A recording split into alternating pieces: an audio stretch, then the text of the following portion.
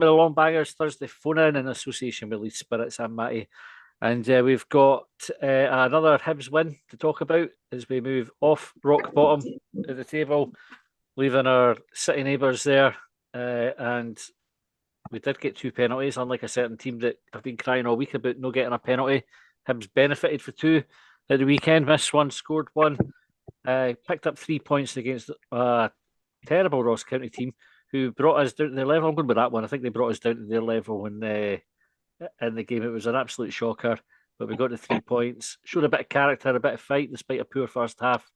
So we'll get stuck into that, and we might have a bit of a discussion about what January might bring for Hibs in terms of ins and outs. So, Joe, I'm going to come to you first because you were first on this evening. How are you doing, first of all, Joe? You good? I'm doing great, thank you. Nice to see all the guys. Nice one. Saturday, let's start with Saturday. What did you make of the game?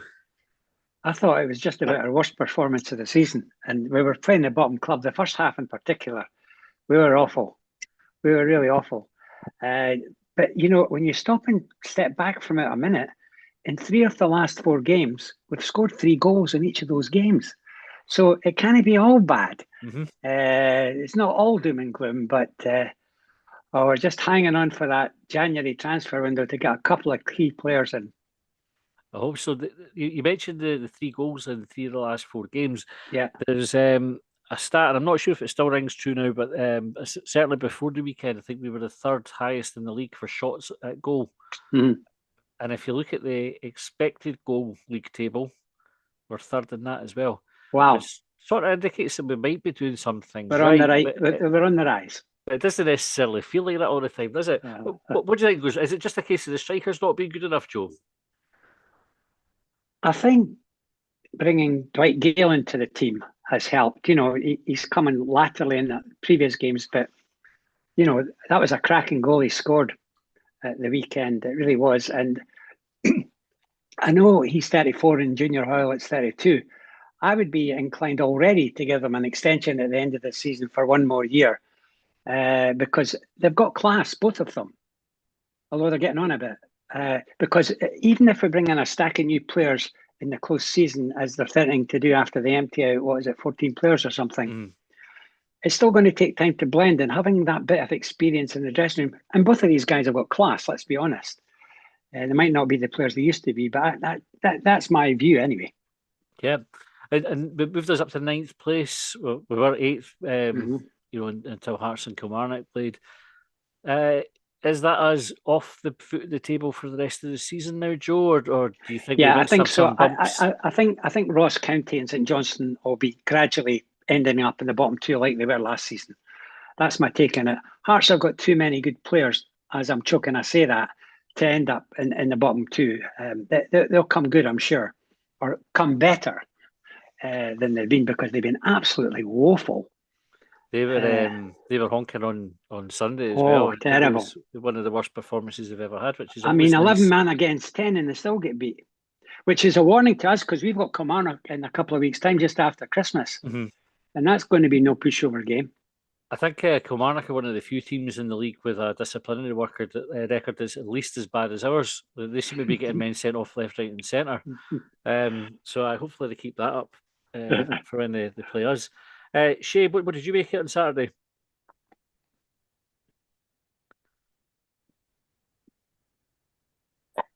I think I was going to watch. Sorry, no, you're all right. I think it's been a pain in the ass on my screen.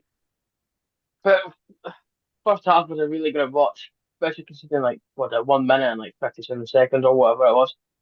But I think we sort of came into the game in the second half, or the sort of back end of the first half. I think we needed to go into the second half with that goal that we scored. Then managed to get the 2 in the second half, which was both taken well. Other than that, I can't think of many outstanding issues other than the early goal. What do you think is behind this this habit Hibs have starting off really slowly in games? Like we very rarely come out the chaps flying. It has happened this season. We got off to a good start in Dundee before things went pear-shaped, but generally our first half performances in particular have been pretty poor. Would you put that down to Shay? I'm not sure. It depends on what we're working on in training. I don't want to say like we're defensively soft, but at the same time, that's like a few games this season we either conceded late on or early doors. I'm unsure. I want to say it's down to maybe just the pressure. Yeah, like we're bottom of the table, and Mhm. it's trying to start like just fly away with it, but I'm not sure. It's a difficult one, isn't it? I'm not sure how much the pressure played a part because the team certainly looked nervous on Saturday. I thought, like, until they settled into the game, Mm, there was a bit of chat, Shay, that certainly David Gray's post-match interview, he was giving the team praise for the way that we defended the box in the second half, particularly when Ross County were sort of throwing everything at us. The mood in the stands was a wee bit different at that moment in time. I don't think anybody was particularly cheerful about how well we were defending the box. I think everybody was like panic stations and get the ball away from the box mm. if we can. Where do you stand on it? Do you think it was a good defensive performance, or do you think we invited too much pressure on ourselves? I want to say yes, but because we stopped a goal going in, except like after our first and only goal conceded. Like it's a defender's job to sort of try and defend. Hmm. It's maybe hard, like we maybe are inviting too much pressure, but it's kind of almost like their job to be like, right, okay, then just defend, do what you need to do, and then attack Yeah, whatever tactics um whatever our game plan is. But I thought defensively we were somewhat alright, other than the goal. I don't think the team could be what's wrong. What about the goalkeeper? So the goalkeeper is sort of when he first came into the team, the Aberdeen game, obviously ignore the Kelty one. Had a couple of clangers. Everybody wrote him off, but he's had a couple of decent performances since then. Had another good performance Hmm. on Saturday. How confident are you with Smith and goals now, Shay? Good. I think fairly confident now that we can actually feel a bit more confident in our goalie. Because I think every week when you see Bursa in the lineup, fans were already like, all right, okay, what? How's he going to make a mistake this week or whenever we concede it? But Yeah, I think now it's like, right, okay, we've got a bit of confidence that's because he's like what 2 or 3 clean sheets in however many games that he's played.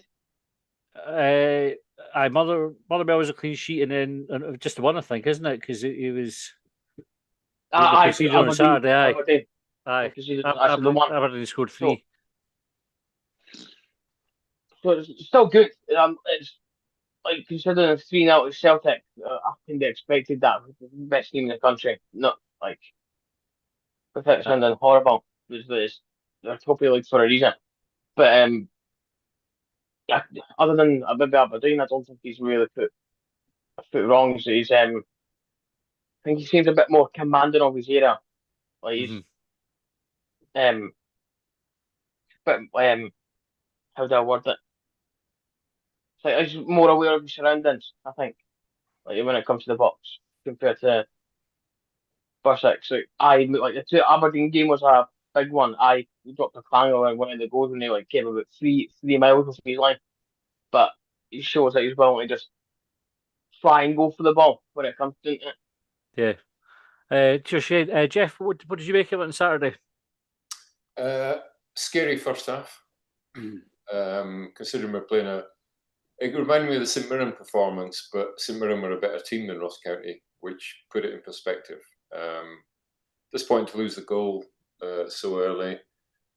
It's been highlighted in all the post-match debriefs by the Hibs Observer and that what we could have done better at the goal. You know, was it Iredale not picking his man up, or was it Nicky Cann? I can't remember which one it was anyway. But that's just, second half, never looked in danger the second half. What I liked about the second half, although I didn't like it at the time, but looking back, was when we were under the cosh and we dropped 10 yards too deep for the last 15 minutes, we did defend the box very well. Mm-hmm. You know, the crosses were coming in. And what I noticed was the centre halves were taking the responsibility they weren't relying on Smith coming out and punching the ball. I think he came out for a ball. All those crosses that came in the last 15 minutes. I'll have to watch the game again because it's different when you're at the game. You're too wrapped up. I just recall O'Hora and Rocky and Ardale, if he was still on, whoever it was, just heading every ball away, or they weren't getting the first contact, which was good. So yeah, I was. If we'd been off a 3-1 before the game, I think everyone would have taken it. The flip side is the performance has scared a lot of people because it was Ross County, but 3-1. I'm sure we'll play better against Aberdeen. Aberdeen will come out at us and not sit in like Ross County did, and we'll do a good performance. Somebody mentioned earlier, I think it was Joe, about the slow starts. We've had all the slow starts have been at Easter Road. We've done well away from home. I'm thinking back, I can't remember a really bad start away from home. The games I've been at. Celtic Park, we were on top. Dundee, we're on top for the first 10 minutes. Motherwell, never looked in any danger there at any point. So yeah, it's mainly Easter Road. Maybe it's. Hello, Matty. He's gone. We've lost Matty. I bored him to death. Sorry, boys. What's it usually? Keep on talking, right? As if you didn't ken he's dropped, right? Right. Just when you see him coming back, just start talking again, as if. Yeah. Keep going. I don't even know if we're still live. I think we are still live. My computer just died a death there. My daughter moved in the other room and everything went blank for a second. I was like, what the heck's happened here? I'm back again. The recording stopped, mate. Yeah. So yes, we're here, Jeff. Sorry, I kind of you were mid sentence and I lost you. So. Yeah, I carried on. Anyway, we're saying that the slow starts seem to be at Easter Road. St Mirren, Saturday against Ross County, Celtic, obviously. I can't remember all. I'm not going to go through all the home games. Aberdeen, we started quite well, but I don't know. We expected a fast start against a poor team, and we got the exact opposite, which was that was proper scary, and we didn't seem to be able to figure it out for about 20 minutes. I mean, apart from the goal. And the chance they should have scored just before it, which led to the corner that led to the goal, and one shot from the midfielder, they didn't cause us a huge amount of problems, but it just seemed to be that we were on edge every time they attacked. There was, I said at the weekend, it was the worst way to win a game, like given the magnitude of it. And we got the victory, but when I was coming out the stadium, the amount of negativity, and like for the fans, everybody was moaning about the performance, and loads of concerns after it. And you think normally after a 3-1 win, you come out and you're buzzing, and you can't wait to get home and talk about it and all the rest of it. Everybody was tearing their hair out. Now that we're however many days down, 5 days on from it. Have you changed how you viewed the game? Are you a bit more sort of kind of content that we got the points and that was all that mattered, or do you still have some reservations about it? It showed you how bad we could be. That was really bad. First 20 minutes, really bad. Couldn't find a Hibs player. Somebody mentioned it on one of the podcasts. Might have been the Terrace, which I only listen to when Hibs win. So I listened to it this week, and they mentioned about basically. They used to do it when we had Smith, Fennick, and Sozzy at the back. They let Smith have the ball because he couldn't pass it. So the other teams are letting Rocky. The other teams are letting Rocky have the ball. I'm listening to you. Yeah, it's good anyway. So, where was I? Yeah, I'm happy. Hang on, Matty's off again. He's off again, I know. Yeah, he'll come back. It's still streaming live, so we're okay. Anyway, listen, I'll talk to you boys. So, we don't care. We don't care. I don't care. Yeah. Aberdeen on Saturday will be a completely different game. We'll be the ones with probably less possession, and it will probably suit us. Set up to hit them on the break. We've got the pace. Aberdeen are in a slump at the moment. It's a good time to play them at Pittodrie, if there is ever a good time. So I'm happy. What do you think? Who haven't we spoken to? Ian, you come in. No, Matt, he's got to start the recording again. Sorry, do you know what? I think the recorder is going to be jumping about, so that folk will need to watch it on YouTube and do it that way. You have to finish. You have to finish what you were saying. Jeff, you should finish what you're saying about the Aberdeen game. Yeah, I just think Aberdeen will probably have slightly less possession than we did on Saturday. Might suit us. And Aberdeen are in a bit of a slump. Probably a good time to play them at Pittodrie. They're under a wee bit of pressure. The shine's come off Jimmy Thelin as Halo, so we'll see. Do we know if Uhura's going to be fit for Saturday? That's a big question. Because we're really lacking in that central defensive if he's not. With Equiteta being injured as well. Because I think we'd want to keep the three at the back, wouldn't we? Yeah. Callum, how will you bring you in? What did you make on Saturday? And hopefully I stay with you with it. In the offence, Jeff, it was nothing personal. Like it was completely beyond my control. I believe you. As everyone's already said, the first half was awful. Don't know what to put it down to. I know people are now questioning like David Gray's tactics and coaching and how a team can turn up and play in that way in such a game. I was happy with the lineup, but I just think the midfield looked miles apart. Kind of Newell and Chantis. I know that Hoylett kind of played in the 10, but that number 6 was County had the space Easter Road. Luckily, it wasn't great. And I kind of thought we'd see more for the boy Nisbet. I don't know if that's just because obviously the connection with Central Coast Mariners and there was a lot of kind of talk about him. But we were just awful. The second half, I think our kind of individual quality got us through.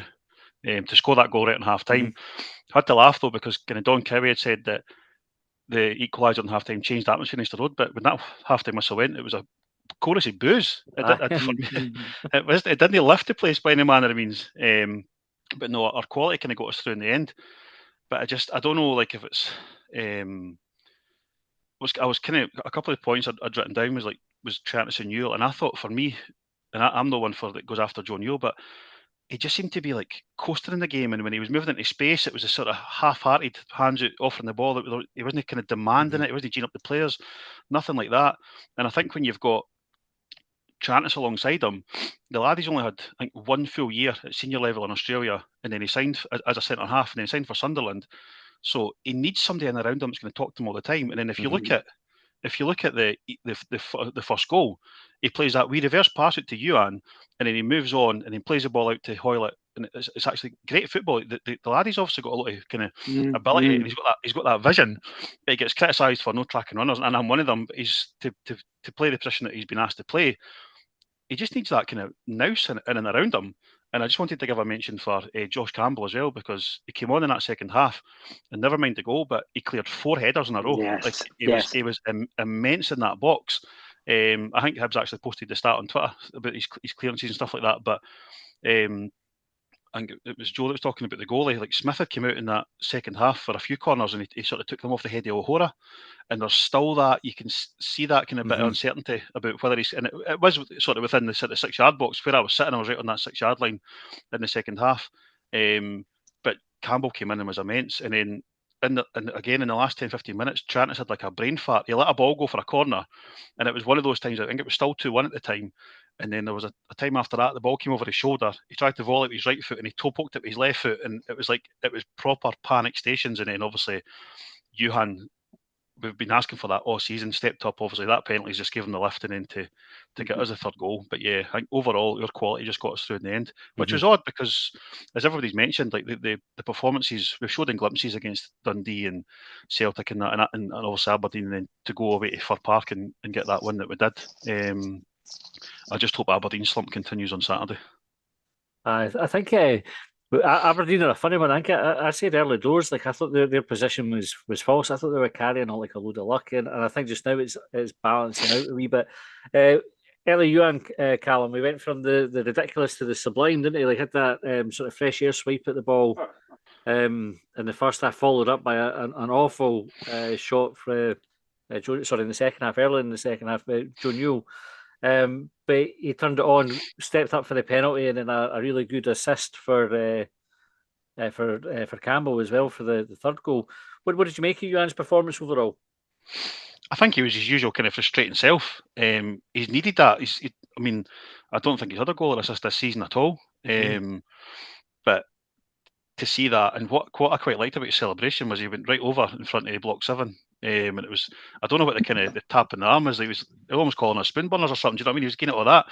But it was, rather than kind of do some sort of like egotistical celebration of that, it was kind of one for the fans, at least. They're certainly in front of block 7, and even at the end he was kind of clapping along in that with him. So we've been crying out for somebody to properly step up. We've seen it in glimpses for Hoylett, but with Gray seems to be adamant on this kind of game management, like 60 minutes here and that kind of thing. But if we can get Johan to be as threatening as he is, because obviously everybody else, like we're talking about wingers, Boyle and that's been off it. So we need somebody to step up, because I mean we're quite close to January now, and unless I'm completely out the loop, there's not been one mention of any potential changes in January other than try to get loan players to fuck. Normally there's a few names flying about. They seem to either keeping everything under the radar or not doing anything. I can't imagine they're doing nothing. Like I don't think the club would risk it for January. Yeah. Would you expect to see Johan go in January? Do you think it's a wee bit of kind of coincidence? Is it like what's the opposite of coincidence when it's like sort of deliberate, the fact that we're approaching the transfer window and all of a sudden he's pulling some performances out? I don't know. I mean, he missed obviously the kind of entirety of pre-season and stuff like that. We've been right rotten as a team in general, so it was difficult for him to come in. And I think last season he had such a good relationship with my leader. They'd obviously kind of played, was it youth football of France together and things like that. And I think just having someone like that around him was really, really helpful. And there's been so many changes to that squad. I don't know. I don't know how close he was to leaving in the summer, if that was ever true at all. I know people were talking about he's playing on this injury to get a move and this kind of thing, but I think we need him between now and the end of the season, because we've got a misfiring striker. And again with Gale. Gale's a couple of goals, links up the play really, really well. Even against Motherwell, like the ball was going under Miko's feet and all that, and passes out the pitch and stuff, whereas Gale's always so kind of neat and tidy. He might not always create all the time, but we certainly keep hold of the ball with him. But I think it was mentioned on one of your guys' podcasts about like the spine of the team, apart from the centre halves, is made up of loans, and that's it's not what you want.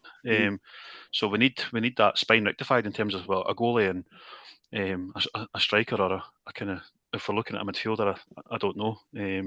But I think the three at the back and either the 5 or the 4 in the middle with the kind of the number 10, it's definitely working for us. And Johan, as much as he's playing as a striker, he's playing that sort of, I call it the Thierry Henry role, where he's sort of playing wide left. He's not always kind of playing through the middle, and that kind of works because that gives Hoylett license to kind of roam and stuff. And obviously Nicky Cadden as well is quite adept at playing on either side.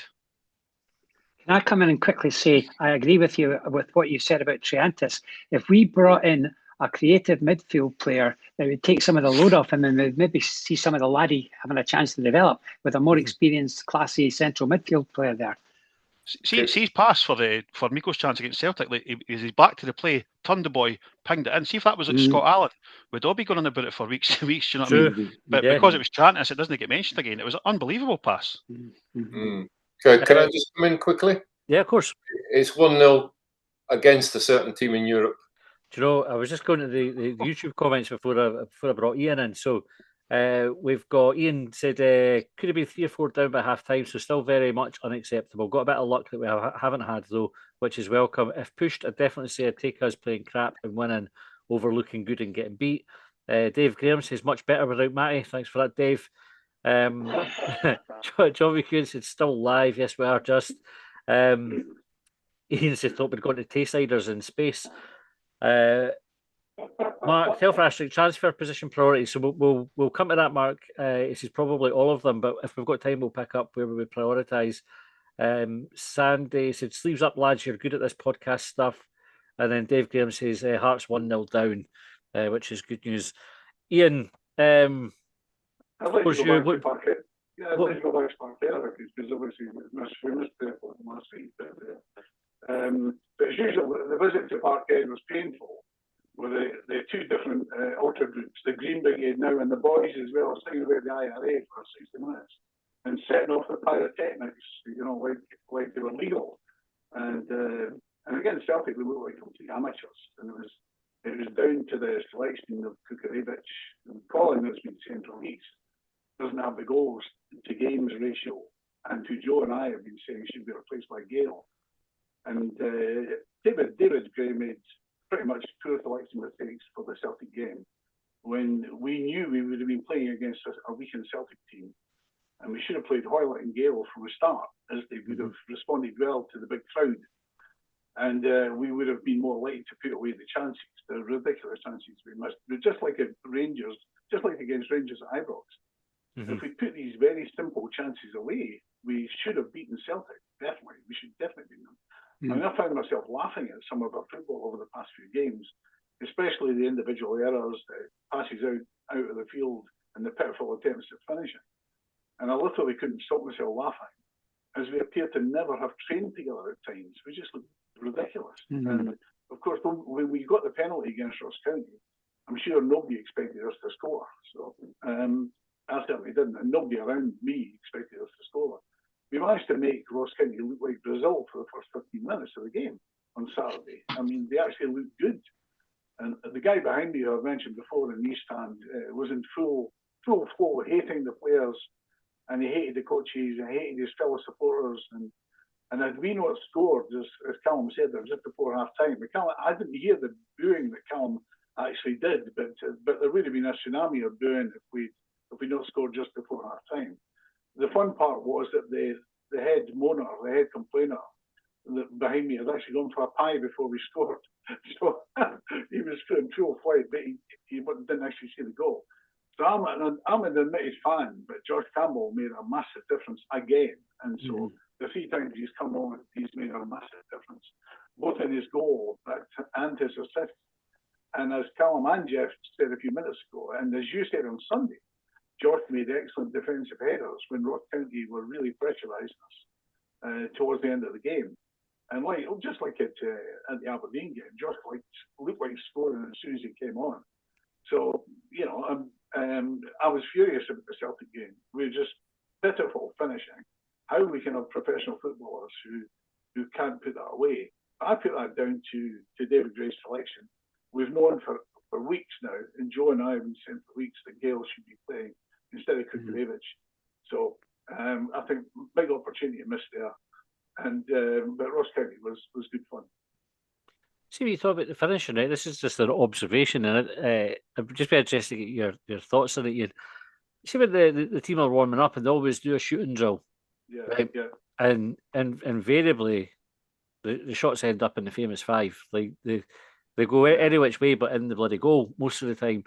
Coach never ever shouts out to the players to say hit the bloody target. Like they just kind of accept that that's what they're doing with their shots, and then they carry on until they have another shot. Check the coaches should be sort of insisting on standards all the way through the warm up, etc., or does it not really matter? It doesn't matter in the warm up. There's coaching sessions specifically for finishing, right? And certainly all the coaching sessions I used to run, we'd have a specific, obviously you've got a curriculum that you're running through, and it's a development curriculum for the people who can't finish properly. So you focus on them at your training sessions. But then at the end of each training session, football players like finishing. And so what you have is what you call a double-sided goal, right? And you have a goalkeeper in the middle who turns around one way and then the other way. And you have people shooting from both directions, one at a time. But then, of course, it's also your job to go and get the ball. So even though it's at the end of training, it still keeps you really fit because you have to run and get your own ball. And so that double-sided finishing at the end of training, I think, sharpens people up. But you're right, it's really embarrassing to see some of the attempts at finishing during the warm-up. It's almost like they shouldn't do it. I tell you what made me think it is Ewan had posted on his Instagram today. I think it was three times where he'd skinned the defender and cut the ball back, and all 3 of them resulted in shots missing the target. And you're just like, come on, boys, somebody needs to start sticking it in the back of the net. It doesn't help yourself. There's one he posted and it was like ankle breaker. But so he skinned the boy and then he fucking passed it to the defender. I'm like, honestly, Ellie, just didn't post it. It's funny because I always remember in the warm-up, and it was one of the earliest games. It was Charlie Reid of the Proclaimers was in the stand, in the Philadelphia stand against Motherwell, and I was walking up towards him, and I know Charlie, and I had my thumb there. And I sat down and I turned around to talk to Charlie, and the ball hit my son right in the face. My son was 1 or something like that at the time. and he started screaming. And then it turned out that all that happened was he'd been sucking his thumb, and they'd hit him on the side of the head and squashed his finger.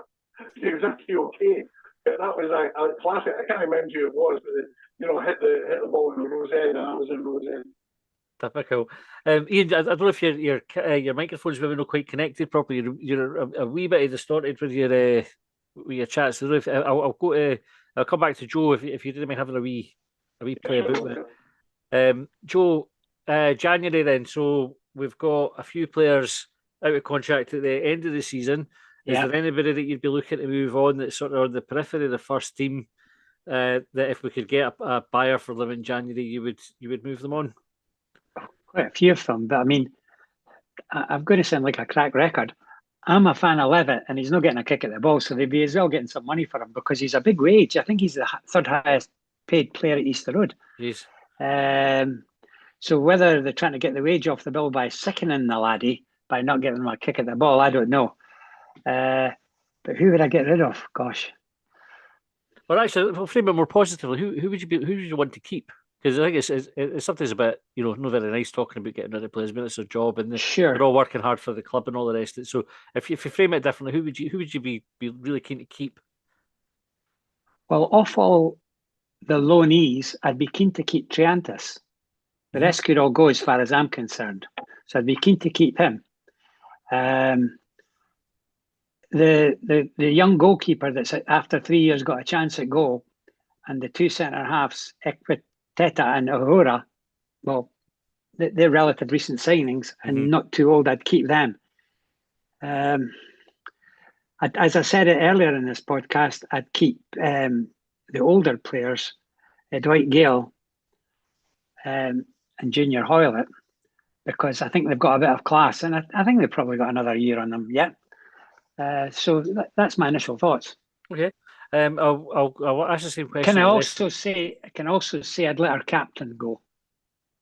I'm just no. Fair enough.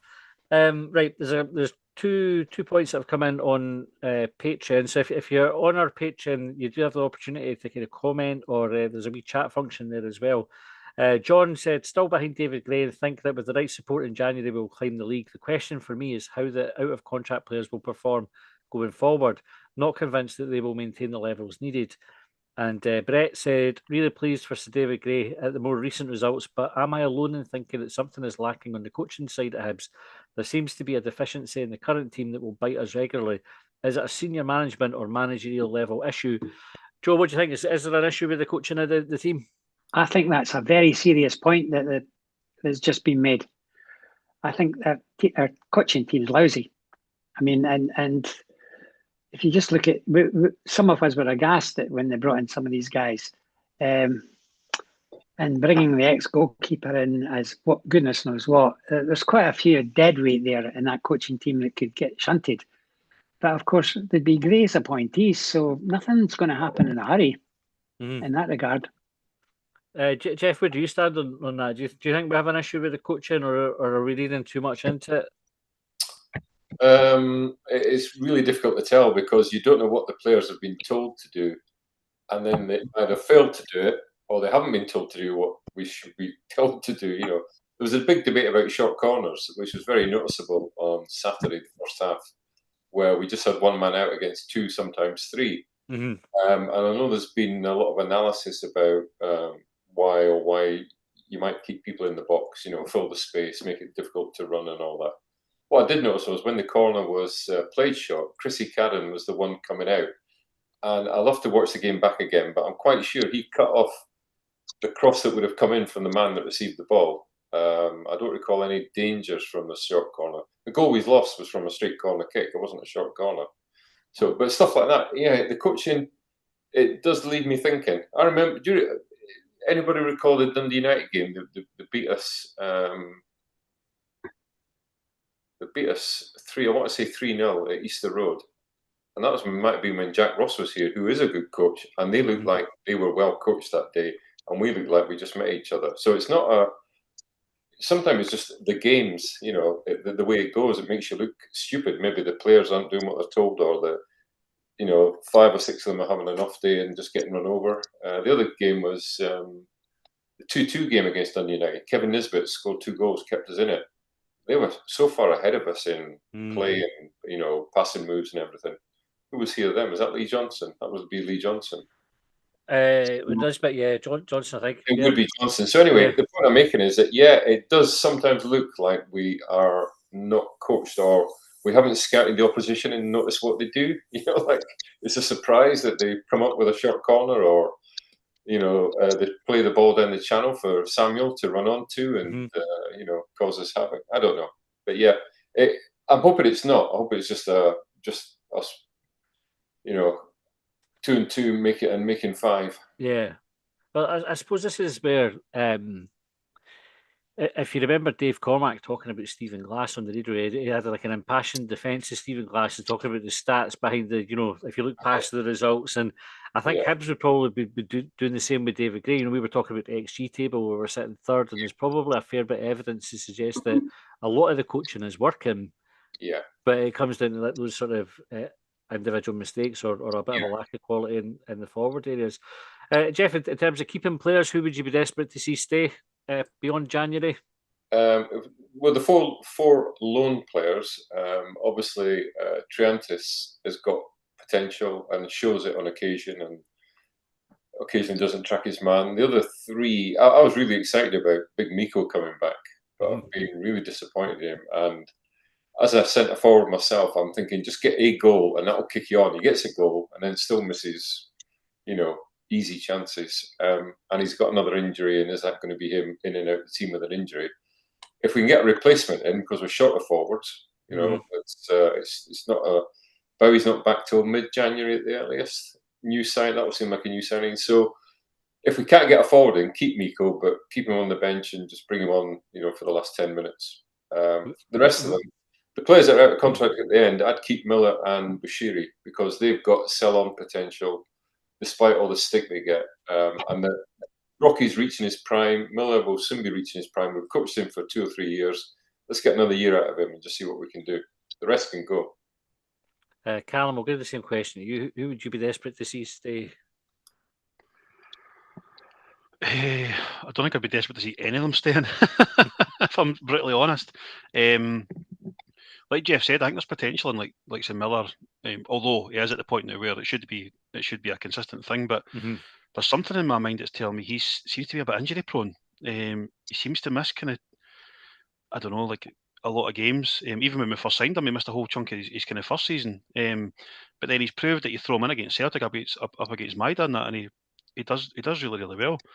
But no, for anyone, I just want to see Bowie getting fit and seeing what it's like to have like a big strong striker. He showed in the couple of games that he had what he's capable of, hitting the bar against Celtic and scoring against Dundee. But no, I think it's going to be another one of these complete overhauls. But we've got this guy, Mr. Stewart, in place now, who's hopefully going to make a difference. I'm like Joe. I'm a huge Levitt fan, but I think you and Colin mentioned it as well. I think we're at the point now where he just isn't going to play. Whether he's got something lined up or that, I don't know. But it kind of sort of bugged me when Jake Doyle-Hughes came back. He played 8 minutes or whatever it was in the derby, missed the next game, then he's kind of back on the bench. But like Levitt's still not getting a look in. If that game required anything on Saturday, it was somebody like Levitt to come in the middle of the park because, as I say, they had a lot of that ball in the first half. Not that they were doing much with it. I appreciate the chances early on, but it was constantly the ball was going wide. It was coming back wide again. So yeah, I'd love to see Levitt get a chance, but I'm resigned to the fact now that I think he'll be moved on. Whether it's in January or later in the year, I don't know. But I think he's one of them that's on one of these really bulky contracts. I believe so. Ian, your hand up when you come. I think, as I said at the start of the season, the key thing is the key thing in recruitment is strategy. So, I mean, talking about individual players is the easy thing to do, but we need to get the football strategy in place. Do we want to win the league, all right, or is third what we're looking for, or European football? And then the football strategy drives the recruitment strategy. So, what is our expectation of the youth system, and how do we bring the players through? So, and when do we reach out for loan players? Is it only for cover, or do we when they how long do they play for? Do they play in preference to our permanent players. And that's the key thing. And really, I mean, I realise we might not be privy to it, but we really need to see a consistency in the selection, consistency in bringing players through. And that can only come from having a strategy in place. And there's no sign of it. And nor would I have expected Malcolm Mackay to do it. But hopefully Garvin Stewart will now do it. But we really need the football strategy to drive that. As far as Dylan Levitt's concerned, we have to be prepared to build a system of play around a talented player like that. We can't just try and fit him in, because he doesn't fit in, because he is so talented and he plays completely differently to the way we're playing just now. So Dylan Levitt will play the ball through the middle, whereas our current midfield only plays the ball out wide. Plays it out wide one way, then the other way, then the other way. The only player the exception to that is George Campbell. But Dylan Levitt will play the ball through the middle and will do give and goes.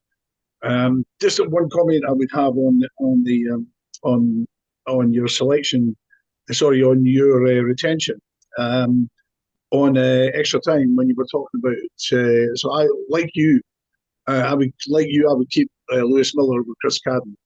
Colin obviously rates Chris Cadden over Lewis Miller. To me, Lewis Miller has benefited from being in the Australian national team. And obviously Rocky doesn't get a game for DRC, but he travels with them and he trains with them. And I think the improvement we've seen in Rocky comes from his international experience. That's a good point. In terms of players that you would be desperate to keep, Ian, is there anybody there? And to add to that question, to do a Kenny McIntyre and double up on the questions in one go, what would you do with Martin Boyle? Oh, Martin, I would never have kept him in the first place. I think I said a few forums ago that Martin clearly wanted to go, and he clearly wanted to go to Australia for his family reasons. And to me, David Gray made a mistake by trying to retain him and try and motivate him by making him assistant or vice captain. I mean, it was a daft thing to do, and it showed David Gray's inexperience. I think we should definitely let Martin Boyle go. He's not interested in playing. We have to do things like, decide that Canayo is going to compete with Lewis Miller for a place, for instance, and he's not going to be on loan next year, right? Because the stage that and as you questioned with Colin on Monday, what are we using the loan system for? The loan out system for our younger players. If they're not playing, what's our expectations? So, for instance, Canayo Megalo must play because he is the future. Just as an example. But yes, Jake Hayes is obviously not going to make it, not going to break through. Nolan Kenna, which is a shame. All the players that you ran through, I pretty much agreed with. I would definitely be holding on to Junior Hoylett and to Dwight Gale until the end of the season. I would definitely hold on to them. But I would release the majority of the loan players. But like Joe, I would definitely keep Nectar Triantis. I loved him last year, and you reminded me a few forums ago that he was actually a loan player. But you also told me he was out of contract at the end of the season, so I would try and sign him. So everyone else, agreed. Agreed totally. Okay, Shay, I'm going to come at you for the player, but Callum, I just need to ask you, what were you drinking there? It was a hell of a colour. It's a Venom. I thought it got Hibs themed. Was it? Aye. I thought it might have been a Venom, but I didn't think folk drank them at home. Like I knew they were like a pub drink, but my missus walked in and she went, "It's a Thursday," and just walked back out again. So that's me getting it stinking the night. Shay, Mike, can I just mention my shirt? Since my shirt was obviously the Hibs 1876 shirt, so this is the shirt that Hibs played in 1876. And I saw it, a guy called Stuart let me buy this from him because he wore it to Parkhead. And but Stuart is thinner than I am, so he didn't like it, and I tried to buy it. I tried to buy it online, and the guy had sold the last one, the guy in Livingston making them. And but Stuart incredibly brought his to the Ross County game and sold it to me for 30 quid. So. Yeah, nice one. Well done. Sure, it's a lot of folk are sort of championing a bit to have this as our centenary strip, but it's the second one that we had. So we can't, for me, you can't use it as a centenary one because that wasn't our inaugural strip, was it? Like, so it's a. This is our second strip. The first one was second just solid green with the harp on it. So that's what we should go for the centenary one if we're doing a special one. Right, Shay, players that you want to keep. Jerry, go for it. I have to agree with Joe and Ian, like with Nectar and the two sort of senior guys, Dwight Gale and Hoylett. Like they could be the two older guys could be good for academy players coming in. That's a big if we actually want to use them. But Rudy's a big one. We know Hoylett playing similar positions as Rudy. That could be like a sort of role model for Rudy coming through if he's going to get more consistent game time. And Triantis is with Triantis. He can do a good player each day, and he has proved it. So if we can just develop him more, then if we do sign him in next window, but I think it'd be a good signing if we can bring him in and make him a better player than what he is now. It's the same with Levitt as well. I think he could have been at I think he is a good player, and I think he proved it at Dundee United. Like he scored against Celtic and Hearts, for example. So he is a good player, just not getting that chance, unfortunately. Fair enough, right? Let's look ahead to Aberdeen on Saturday. Never an easy place to go, but we seem to have been no bad against Aberdeen up at Pittodrie recently. Like a few good results. Shay, are you changing the team? So I think Triantis might be suspended for it, although I'll need to fact check that. I'm going to try and fact check that before we do the preview show the morning, because Colin and I are both terrible for doing absolutely zero research for these things, and then we'll pick the team halfway through. Somebody will message us on YouTube and say they didn't play for Hibs anymore, or or they're suspended, or they're injured, or whatever, or we've got the wrong opponent. So I think Triantis is suspended. I think Kukrevich is still injured. We've got a question mark over O'Hara. How are you lining the team up, Shay? Can't really think of anyone they'll put in or out. If everybody's sort of fit or not suspended or whatever, they would keep it the same as what it was on Saturday. Can't think of anybody that would maybe sneak in. Maybe Miller over Cadden if you want to try and go a bit more defensive on that side. But other than that, I can't think of anybody that would be sneak in. And how do you see the game going? I think we'll get a good result again. I think Hibs will just go for it. Now we're on a sort of, I think we're on a high anyway. 7 points out of the last 9. So we just go for it. I think I can see us getting 3 points. As confident as I can be. I love the confidence. Well, tell you what, I'll come back to you before we finish for a score prediction. Joe, what about you? How would you set up for the weekend? Well, if O'Hara's not fit, I'd still try to keep a back 3. But what I would do is put Lewis Miller into the back 3 and play Chris Cadden, in the 5 in front of him on the right hand side, obviously. If Triantis is out, I'd bring in Dylan Levitt. I'm going to say that, haven't I? But I mean, it's an obvious one, because who else have you got for that central midfield? We've got Quan could come in. We've kind of forgotten about it. We've kind of forgotten about him, right enough. Yes, he's another one that could come in, and is more likely to come in than Dylan Levitt, because clearly Gray doesn't fancy Dylan Levitt. Maybe he's trying to sicken him to get him away and get the big wage off the bill. There could be an element of that, Yeah. And how do you see the game going? I think it's got draw written all over it. If we can draw our 2 away games, I know we all want to beat Hearts, but if we can draw the 2 away games, beat Kilmarnock at home, and I think the last game is it St Johnstone right at the start of the year? But away to St Johnstone on the second. Yeah. So if we can beat Kilmarnock and St Johnstone, I hope we beat Hearts. But it is a derby, and although Hearts have been shite off late, so I think if we get draw there, a draw Aberdeen, beat Kilmarnock, beat St Johnstone, then we've got Rangers at home. It's not a bad return really for those games, is it? No, that's right. I think the last thing you want is to obviously the last thing you want is to defeat all of them. But if we get a run of draws, it doesn't really help us out, because there's no. But if we get 2 wins and two draws, Matty, that's 8 points out of 12. before we play Rangers. That 8 points out of 12, we'd take that now. Definitely win your home games and didn't lose your away ones. That's no bad way to go about it. Callum, how are you setting up on Saturday? I'd probably bring Obita back in. It's not that I don't fancy Ardale, I've just maybe not seen enough of him. And again, like he got subbed on Saturday and he went straight down the tunnel. I don't like that. Like it could have been for any reason, but I just thought when his name got shouted, he kind of stood with the hands on the hips in the middle of the park, and he didn't have a bad game in that second half. But I would bring Obita back in. I'm not sure if I'd maybe change it to a kind of more solid midfield because I just thought we were wide open on Saturday.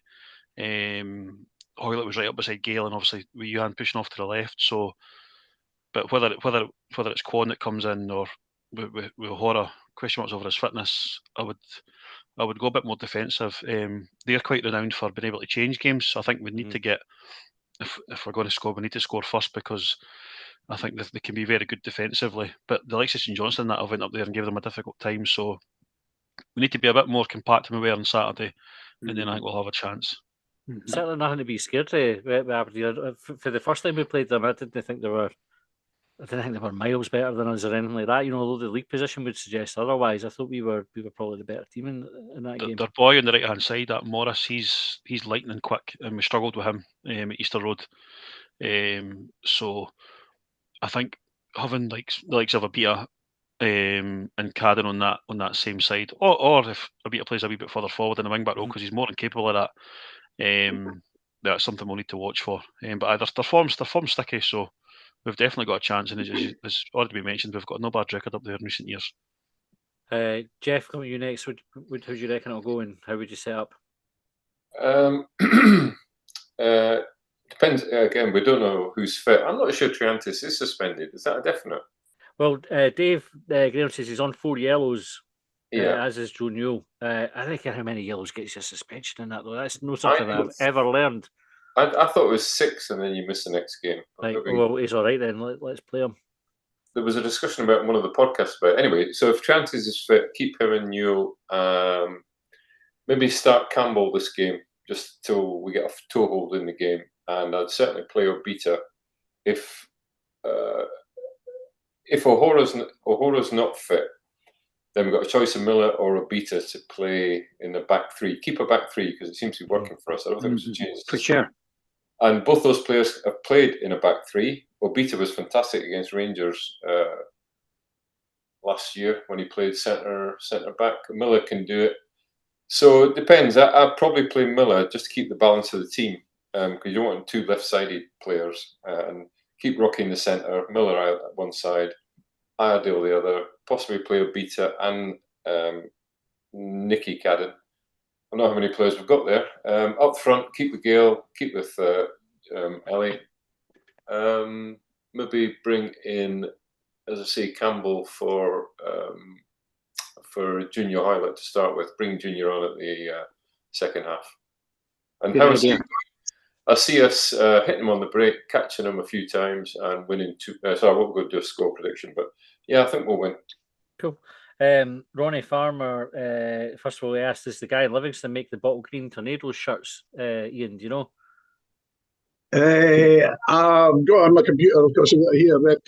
If he puts a comment in on YouTube, I'll see if I'll respond to him. Nice one. His name left though. Yeah.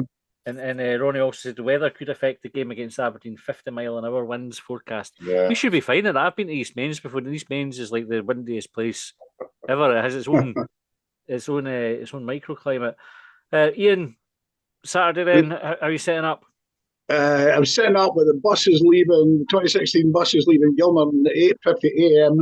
so you can be sure we'll spend a lot of time in the golf club before the match. I would definitely go with as few changes as possible from the starting 11 last week. To me, we need Lewis Miller's attacking. He's more effective than Chris Cadden, which is disappointing. So if Lewis Miller's fit, I would replace Chris Cadden with him.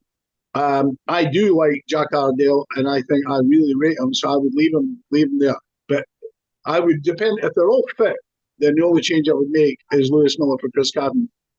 If Triantis is banned or whatever, then I would definitely bring in. No problem bringing in Josh Campbell. But other than that, and if O'Hara's out, I would definitely have Chris Cadden playing at the back and Lewis Miller in front of him. So I would have as few changes as possible. And I think we'll probably, as Joe said, I think it'll probably be 1-1. But I'd like it to be, as Jeff said, 2-1. Okay, I'm going to change the subject altogether just because I thought about mentioning this earlier. We all hate VAR, right? Or I presume there's not very many people are fond of VAR. We had a few stoppages on Saturday for it, so I think all of them were legitimate stoppages. So they have to check all the goals, they have to check penalties, and I think there was we had a handball penalty they were checking for us and potentially one against us as well, if I remember right. Anyway, I think more or less we got the decisions right. The VAR review show went up on YouTube earlier on. I don't know if any of you got the chance to see it. It was basically the boys sitting talking with Willie Collum, and they play the clips and they play the audio for the incidents. And I always think it's quite like a really good insight into the decision making. So some of it's the referee saying to the guys, "Can you help me out? I'm not sure what happened there." And the VR guys go and have a watch and they say, "Well, you're all right," or go and have a look at it. How would you feel if, because the experience in the stadium is shite if you're a fan, because they just put up a checking penalty or checking offside. If you got a chance to see real time and hear what was going on with the checks, would that improve the experience, or do you think it would cause more problems than it solves? Yeah, my view, what you were saying, you and Colin were saying the other day, definitely be better. It would definitely be better if we saw the same things, because obviously, if they're sitting at home watching the telly, they get to see it. So yes, we should definitely show it in the stadium. Definitely. Yeah, definitely. Cool. I was just curious. Sure. Just curious. Right. That's us out of time. So let's get a quick score prediction. So Ian, I know you sort of suggested 1-1. You sticking with that? I think Hearts will get beat 3-0. You what? I think Hearts will get beat 3-0 because they're 1-0 down and they got booed off at half time. So all right, excellent. Good. Right. Jeff, any advance on that? Yeah, I think I'll go 2-0 Hibs. Nice one, Callum. 2-1 Hibs. Shay. I'm going to go 3-1 Hibs. Oh, another 3-goal match for Hibs. Happy days. And Joe? 1-1 Hibs. And before we ring off, you fancy a long banger swilly after the Kilmarnock game? We could definitely look to get that sorted out. I mean, there's definitely plenty of boozers around about Easter Road that we could find to go in. So that was the 29th? Yeah. Right. Well, I'll put it up on Patreon, and if anybody wants to join us for a beer, that would be good. We'll find a pub and all pile in. Just before we go, apologies for the technical issues we had earlier on. There's nothing we can do about that, right? We're just idiots. Well, I'm just an idiot with my laptop, so sometimes it'll work, sometimes it won't. You just have to deal with that, right? It's not our fault.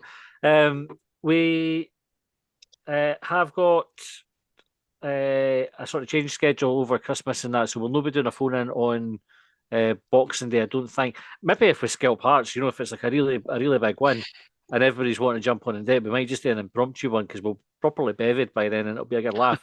But we will be back with the preview show tomorrow, and Colin and I will be back with Long Bangers to talk about the game on Sunday. So thanks for tuning in, guys. Thanks very much for your contributions tonight. It's great to see you all. Have a great Christmas, because I'll not speak to you before then, but all the very best, and I hope you have a great time with your families, etc.